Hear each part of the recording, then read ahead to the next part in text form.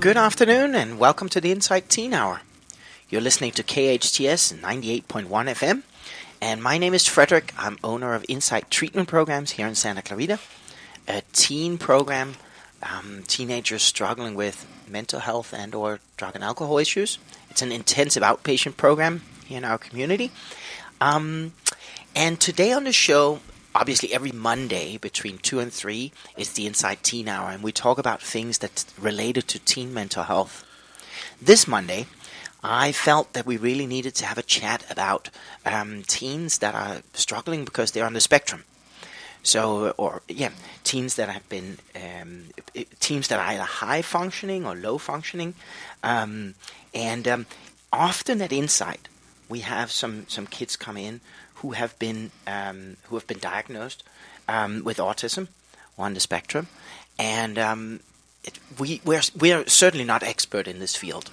So we tend to rely on people from the outside world who comes in and gives us some guidance on that. And one of those experts is Jose Rios. Sorry, there we go. Who's here today because he's a board certified behavioral analyst.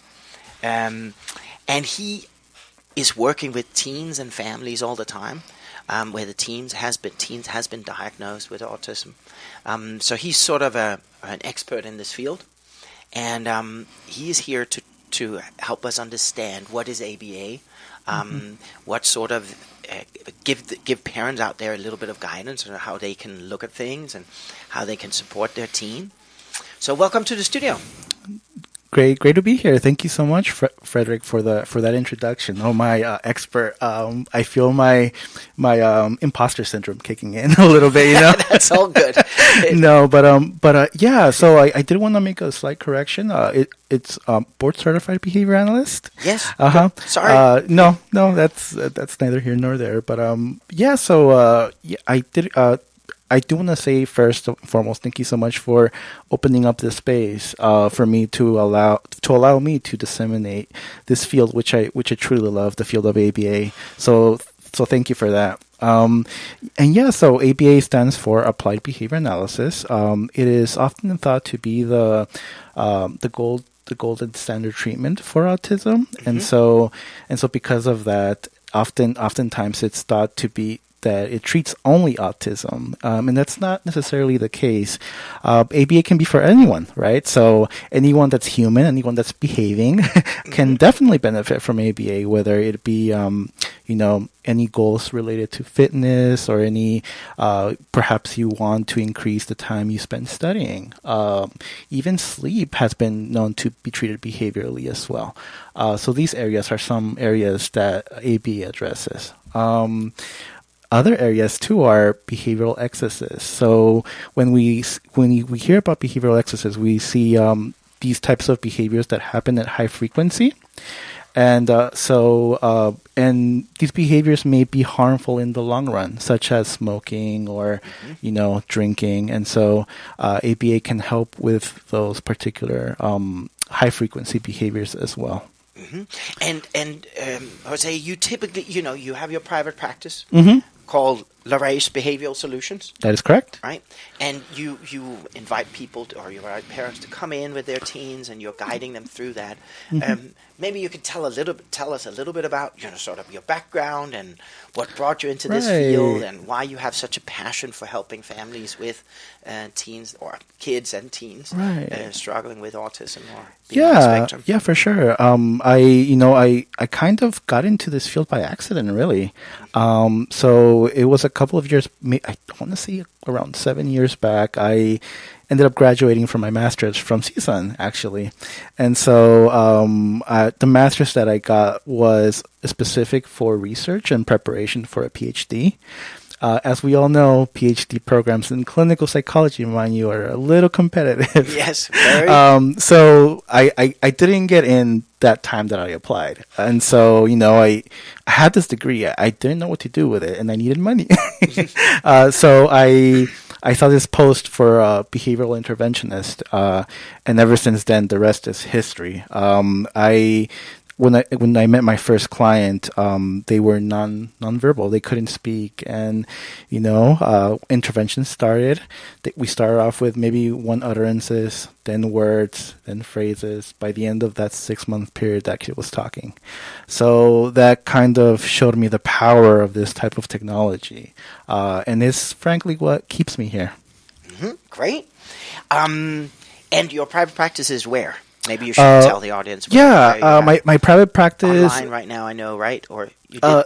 So right now, we serve mainly in home, and that's right. Mainly right now, at least in the beginning, I want to start off slow, so more around the parent consultation component to it.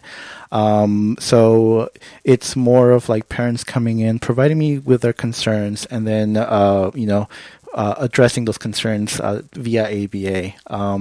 Once we expand, we're hoping to do in-home and then in-clinic and hopefully school, so that we can reach out to as many individuals as we can. Yeah. Yeah, there's a huge need for it, that's for sure. Yeah, right? Absolutely. And Jose, do you typically focus on, I know you have kids between 2 and 20 basically, right? Yeah, it's a big age range. Big age range. Yeah.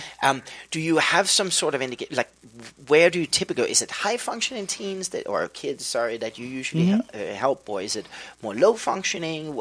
Is there any sort of guidance you can give on that? I typically see kids across the functioning spectrum, really. Okay. So anywhere from severe challenging behavior, non-vocal kids, to the more the more expressive youth. So anywhere in that spectrum, I see those are typically the type of clients I see. So I've seen everything. Got it. And then Jose, let's get into the weeds of it. So, can you sort of explain to us what is, for those who might not know, what is? We've already talked about ABA, but what is a teen that is on the spectrum or a teen that is autistic? What behaviors do you typically see? What sort of characterizes a teen that's struggling with that? It really varies, really. Like you just mentioned, it's a spectrum, right? So I can't. On a particular day, I can see a client who is highly vocal, very smart, but on occasion he may have those big outbursts. He may disrupt the classroom, for example, like tables flipped, yelling, screaming, aggression, and then on another day, I may see a kid who's non-vocal, who may need assistance from a communication device that we may use, or we can create a communication modality that works best for them, like sign language or picture exchange. So the interventions really vary on the level and severity of the client, and within ABA, our interventions are always highly individualized. Do you typically start with sort of assessing where the client would be on the spectrum, or is that typically done before they come to you, or how does that work? How's the beginning? Yeah. So typically during the beginning stages, I do a combination of what is called a skills assessment. So that kind of really tells me where they are in terms of like the skills, and those skills are tested across different areas. So language and communication, independent living skills, any feeding concerns as well. And then I also discuss, or we actually implement something called an FBA. That FBA stands for Functional Behavior Assessment, and that really, if there is behavioral concerns that come with the client, we would do an FBA to kind of get to the roots of what the behavior is actually trying to communicate, right? That's in short what an FBA is. It's just trying to get to the root of things. How long does that take? Is that something you do, week in and week out for a certain amount of weeks, or is it something that's being done in an hour in one session? So this is done based on like the insurance mandates as well, and it's also done based on the number of hours we get allotted by the insurance, right? There's also within each family there always comes the question of like who's going to pay for these services, right? Of course. So based on that, insurance is allotted with a certain amount of hours. Typically, it's anywhere from 8 to 12 hours. I typically utilize perhaps 2 to 3 appointments where I see the client. And within those 3 appointments, I do the skills assessment and the FBA. Mm-hmm. Okay, so the insurance will pay for that as part of the initial, let's say, 12 hours that they will authorize. Yes, it's through it's like a pre-authorization process before we actually begin the full ABA program. Yes. Okay. And the actual testing, I know that there's a lot of testing sometimes that's being done, like more comprehensive testing. Do you also do that, or would you refer out for that, or and when is that usually done? Is that usually done before the families come to you? Like families already know, hey, look, we've done comprehensive testing. We know that our child is on the spectrum. Here's the report. There you go, Jose. Could you help us with the ABA? Could you help us with some of the behavioral adjustments? Yeah, that's an excellent question. Thank you for asking. Yeah, so regarding the typically when a child comes to us, they do have a diagnosis. Okay. Just because some insurances require that as a prerequisite for them to even get that pre-authorization. And so that addresses that portion. But it's so interesting and it's so funny that you mentioned that testing, right? Because we as behavior analysts typically don't do psychological testing per se. We as behavior analysts are very by observation and kind of like maneuvering the environmental variables to look at the behavior change. But on occasion, because of the insurance mandates, we are thrust into the world of testing because that's what they require as part of their outcomes. Yes, makes sense. So basically the diagnosis, what you're saying is, the diagnosis, of course it's relevant, of course it's important, don't get me wrong, but at the same time, the behavior in itself is what you're addressing. Yes. And you could argue, well, what exactly the score is on the spectrum and what the diagnosis is could be not as relevant as the actual behavior that you're seeing in the moment and addressing that no matter what. Absolutely. You hit the nail on the head. That is exactly what I'm saying. And I want to add to that too. A lot of the times in those assessments, they reflect certain quote unquote deficits that the client may have. But we in ABA have this notion of what is socially significant or what is important to the client, right? So some of the deficits presented in those assessments may not be as important to the client, right? The client, for example, 15-year-old client might be really low functioning. Is it important for him to do adding or subtracting, or is it important for them to learn to brush their teeth or to shower or to do those basic independent living skills, right? So yeah, there's this idea that the behaviors that we address need to be important for the client and the family. And how does that actually? I'm just curious. I'm talking a little bit out of it, but is that a dialogue with the parents, for instance, if it's a younger child, about hey, where should we put in? What behaviors does the family see or the parents see as issues, and what behaviors do you see as being important to address? Is that sort of consultation process between you and the parents as to what should be focused on in the beginning? Yes, absolutely. And that's another part of what I like about the ABA process. There are these when we do get the authorization for the full ABA program, we do get allotted hours for parent coaching. And part of that parent coaching is, yes, we do go over behavioral strategies and for the parents to implement when we're not there. But within that parent consultation comes those discussions that you're mentioning, right?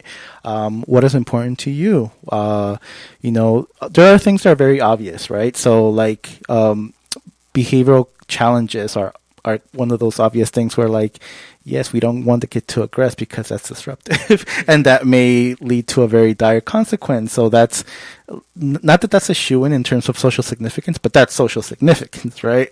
But there's also other aspects of social significance, like culture, right? There are, for example, families like here in the Western culture, perhaps is socially significant to sleep in separate beds. Mm-hmm. In other cultures, that's not the case. Interesting. You're right. Yeah. Yeah. So I mean, what is social significant to one family may not be socially significant to the other family in that regard. Mm-hmm. And could you describe to me what is a typical, if you can, what is a typical family? What does it look like when they come to you? Like what challenges are they facing? What do they typically see as the most important things to get addressed? Mm-hmm. How do you could you describe some sort of scenario or some sort of typical family that will come to you? Yeah, there is no typical family, right? because it's a spectrum. But if the kid is so again, it depends on the need of the child, right? But there is some commonalities that I do see within each family, especially concerning some of the challenging behaviors that the kiddos may present.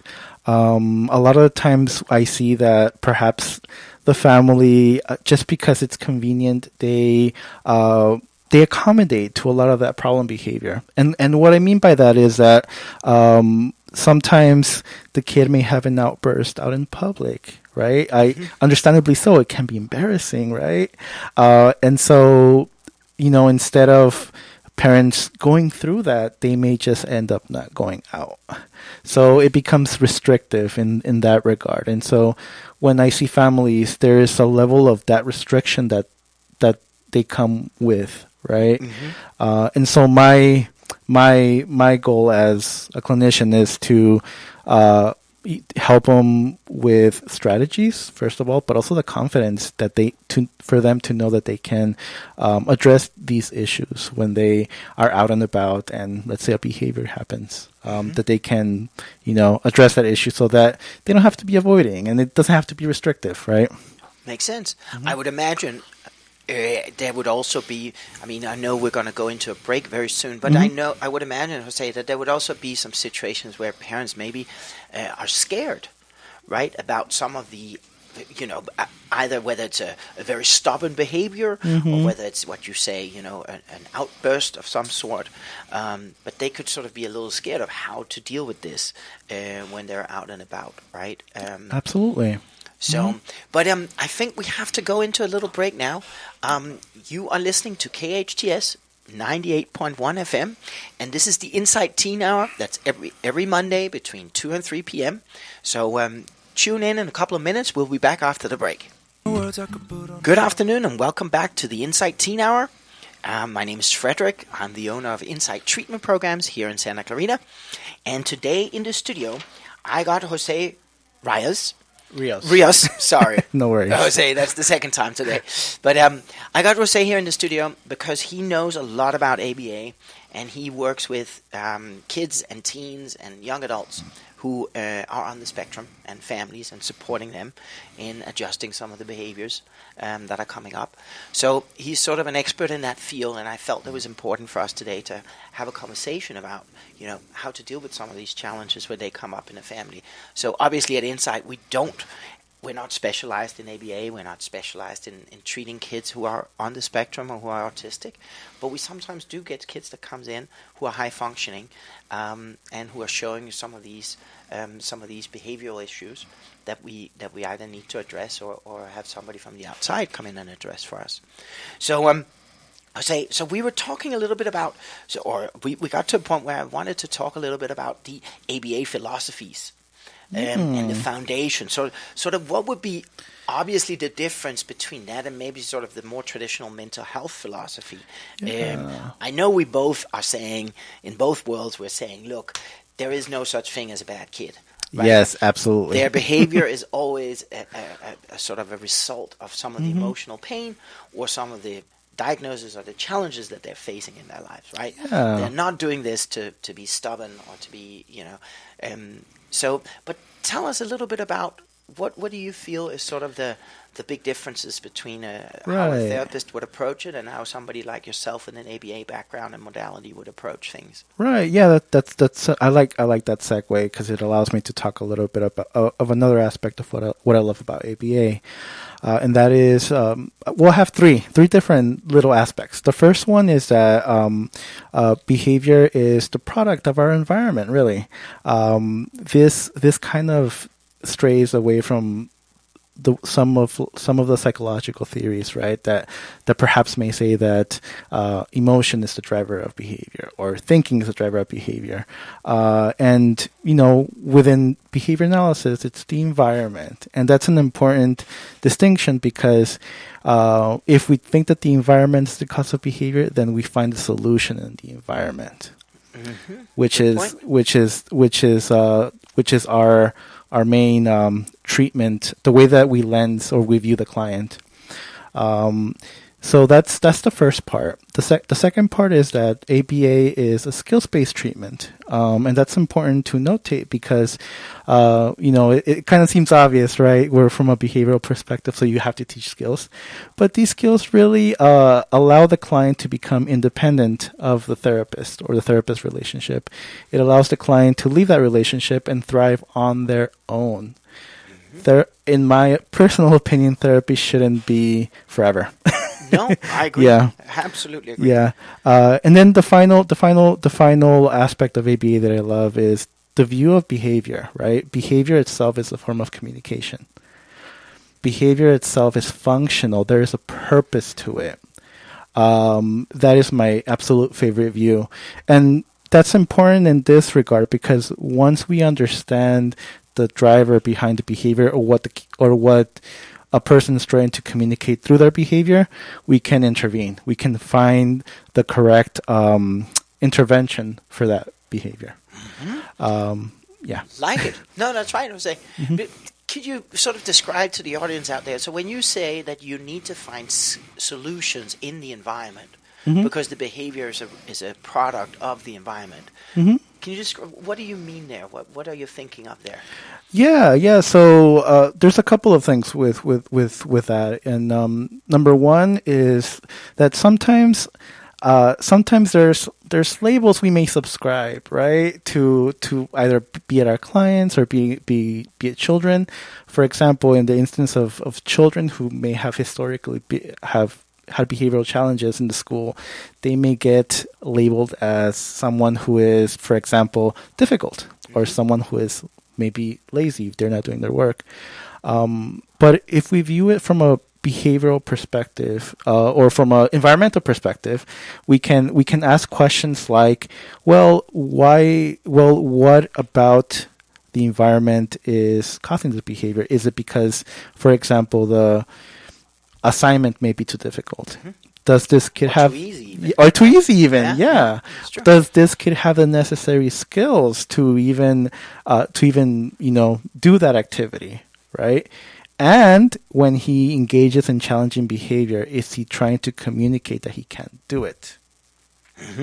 Yeah, that's a good point too. I really like your perspective of saying, hey, look, remember, parents out there, remember that behavior is an expression. Yes. Right? Absolutely. It's not verbal, but it's an expression of something. Yes. It's not necessarily, how should I say it? It's just, it's complicated, right? But it is really expression of something, and your job, I assume, would say, is to sort of try and translate that behavior into something that parents can understand and can see, so that's what we're trying to express here. Yeah, so it's so funny because this conversation reminds me of a client that I had, and to this day I get both hopeful with this client but also terror with this client because, and let me tell you why. So when I first got this client, he was non-vocal. He was not talking.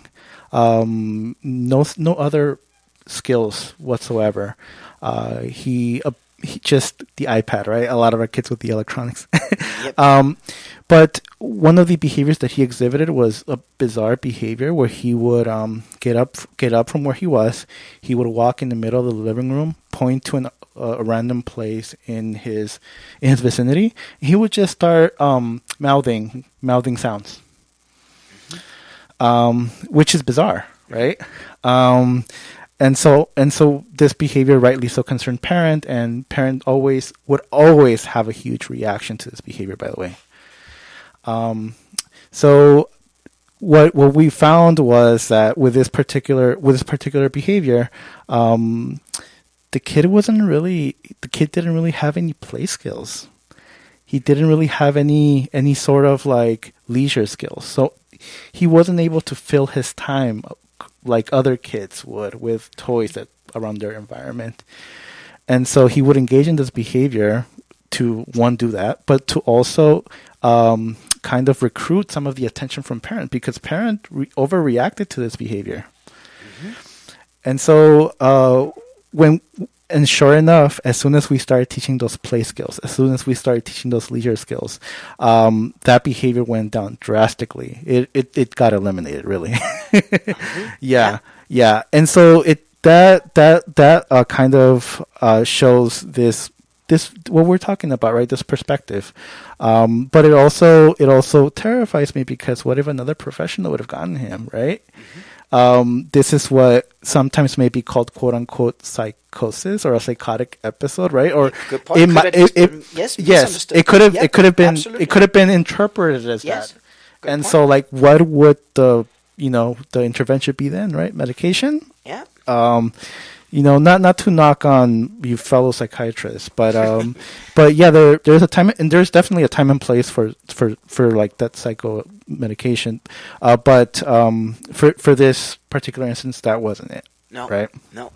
Would you, now that we talk about this, but my opinion would often be that you would need sort of both worlds to come in often. So often a teen like that could be working with an ABA specialist, but also at the same time see a therapist and work on some of the more emotional things that is going on.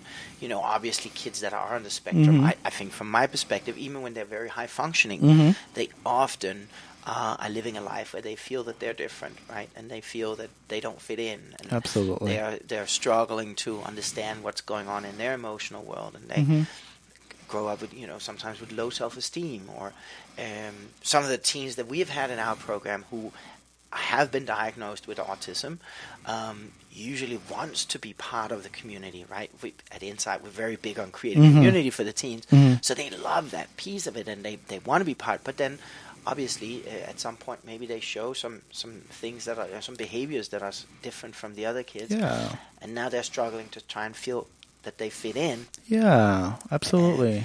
But my point is, do you think that it's important to have both worlds attached, meaning that that a teen should maybe see a therapist and at the same time see an ABA specialist?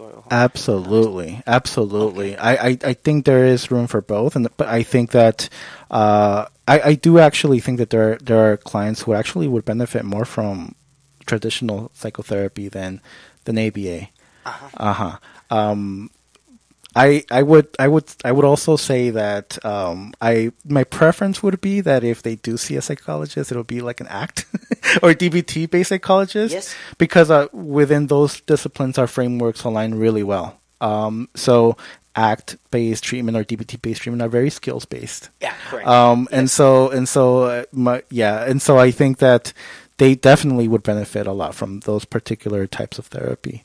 There's also within, there's also I don't even know if I want to touch upon this, but a big controversy regarding like what you mentioned about those not only social skills, but like the acceptance of like quote unquote bizarre behavior, right? We're hearing a lot from autistics that certain behavior like stimming or like flapping hands, that behavior is very soothing to them, or it's a self-regulatory behavior, right? And so I'm always careful when addressing those behaviors, and so there's also the importance of like fitting in, right?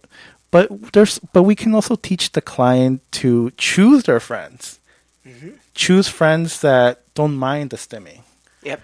Versus, right? So they don't have to necessarily fit in. They can find those individuals that will accept them for their quirks. Of course. So So what to you're speak. saying is sort of adjust the environment back to that Exactly. idea, right?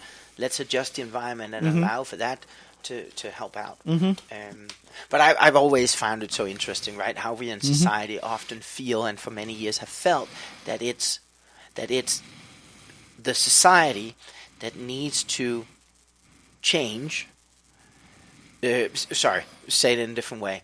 It's the person, it's the autistic person who needs to change and fit into the society, rather than turning it the other way around and saying, "Hey, look, that's not how it should be." It's us as a society who needs to adjust to the idea that some people want to flap their hands, some people don't want to look you in your eyes. Or don't want to. That's the wrong word. But the idea that we should accept, hey, look. In this specific case, we shouldn't expect them to look you in your eye or have eye contact when they're talking, or shake hands when you meet, or give a big hug, or some of these things that we in society feels, hey, that's normal. We should all do that, right? Absolutely. So that we as a society that we needs to understand better and adjust better, right? I think that's a very important thing. Let me ask you, Jose, what else, what would you sort of say to parents out there? What would be your big message, if you have any? Sort of say, this is something that you always advise parents on. This is sort of the things that usually parents are struggling with. Right. What would you bring up? Well, I would actually advise parents to listen. Listen more. To you or to their child? to their child. To their child. Yes. Yep. To listen more to their children, because so the thing is that behaviors, again, they're a form of communication, right? So if they are a form of communication, then we can I can have parents take it as so. So for example, I can best illustrate my point with an example, right? Let's say video games.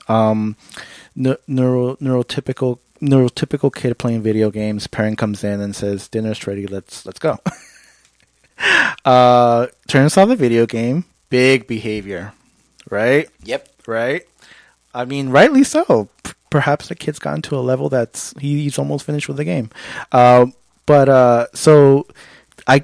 Those are typical examples of parents where perhaps the kid might have said, "I need more time." That simple phrase, "I need more time," and that simple action of parent listening to that and letting them be for a little bit more, could have prevented all that big challenging behavior. Makes sense. But now that that's taken away from them, then the behavior, occurs. Yeah. So that's just an example. A lot of the times, the teens already have those skills, so they already have the communication. It's just the parents need to sometimes need to do a better job at listening. Yeah, I mean, that's not, I think we are all here in our field, right? But there's always a lot of parent education going on, and I think it is very important to help and guide parents to understand when to really listen. Yes. Because, sometimes these cues or these signals or these messages from the teens don't come at a time where you as a parent necessarily has the full potential of listening, right? It comes at times where you are stressed, or it comes at times where you're tired, and you don't necessarily pay attention to it right there in the moment. I always use the example of when we drive home you pick up your teen in school and you drive home, and on your way home, that's when you really want to talk about how was your day, what's going on. Yeah. You have the energy, and the teen is just tired after a day at school and all the stressors that comes with that, so they don't want to talk at that time, right? Yeah. But then at night, at 9 or 10 o'clock at night, when you want that last little hour for you, and that's when the teen sometimes will come up to you and start talking to you about something. Yeah, and you that's don't have too. the energy at that time to take it in, right? You just want to go to bed or watch your series and get a little bit of peace for yourself. So it's really about timing. It's really about understanding when to. I agree with that. 100%. 100%. 100%. Do you feel parents often in your field, when it comes to having children that are on the spectrum of some sort, do you feel parents in general are very well educated on the diagnosis and on sort of what autism is, or being on the spectrum, what that is? Or do you feel that usually there's a lot of education that needs to be done? It really does depend. It really does depend on the family. It depends on the parents too. Sometimes there may be parents who may still be in denial. Yeah. They may still believe that it's just a phase that the child is going through. But my job as a behavior analyst is not really to confirm or deny that. Mm-hmm. My job really is to to build skills, address the behavioral challenges, and then continue to monitor that progress, really. Mm-hmm. Mm-hmm.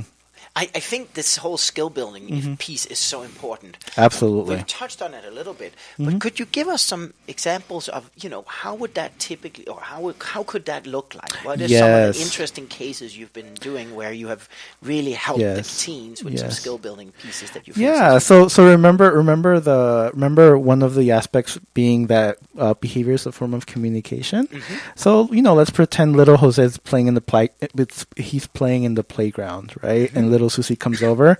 Little Jose is playing with a toy. Little Susie grabs the toy from Jose. Jose smacks Susie and gets the toy, and Susie gives him the toy back. Or Susie drops a toy and Jose gets the toy back, Mm-hmm.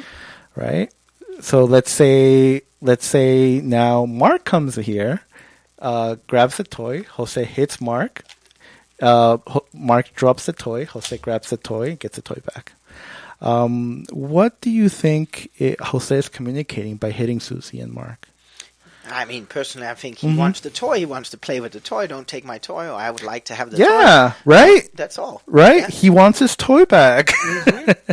Mm-hmm. So instead of hitting, why don't we just have Jose, when Susie grabs a toy or Mark grabs a toy, hey, why don't you ask for a toy back?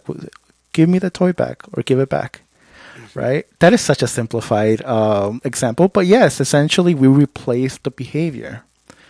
We replace the behavior and we ensure that the kid or the child is getting their needs met immediately, especially when we're starting to build up on that new behavior. Mm-hmm. Right? So if the kid aggresses because he wants access to a toy, we have him request a toy instead. Mm-hmm. Yeah, makes Mm-hmm. sense. Mm-hmm. I'm sure there's lots of different things you can teach the teens in that moment, right? Absolutely. But also probably teaching the parents in that moment Mm-hmm. on not to give in to some of these things. Yes. Or to give in to some, whatever it might be, but Mm-hmm. really to sort of guide the parents on, okay, this is a behavior, this is how you need to hold your boundaries, this is what you need Absolutely. to do. Yeah. I would imagine that's part of the conversations as well. That is part of the conversations, and thank you for bringing that up because yes, there's a part of boundary setting that comes along with that intervention as well. Just to add that in there. Mm-hmm. Yeah, because it can be very uncomfortable. Right? Yes, Sometimes. absolutely. And I'm sure some behaviors are building up in the family system, right? Where when Yeah. the teen or when the Yeah. kids are doing certain things or showing certain behaviors, parents have certain reactions right away. And Absolutely. you need to go in there and sort of break that up a little bit. Disrupt the system. Yeah, disrupt the system, exactly, and educate, right? Good. I think we're going into a little break here again. You're listening to KHTS 98.1 FM, and this is the Insight Teen Hour every Monday between 2 and 3 p.m. So be back in a few minutes. Good afternoon, and welcome back to the Insight Teen Hour. So today, Jose and I here, we are talking about ABA and how teens with or kids with who is on the spectrum or who has been diagnosed with autism, how ABA can be very effective in helping them sort of get through some of the challenges that they're facing, and how ABA can help families or parents as well and guide them to deal with the behaviors that the teens are showing. So we were just here on the break, Jose, you and I were talking about, what are some of the things that you typically see, some of the skills, other skills that you're often helping the kids build out. And if you could give us some examples of, how that looks like, things you think people will really relate to. Absolutely. So one of the common behaviors that a child or a teen who is on the lower functioning side of the spectrum, they have a hard time communicating. So what they often would do at times is they will grab the caregiver by their hand, take them to the fridge, for example, if the kid's hungry, and they would either point to a preferred item, not point to a preferred item, but wait there and have the parent guess what they want. So those are really common situations that happen within these families when the child's trying to communicate basically that they're hungry.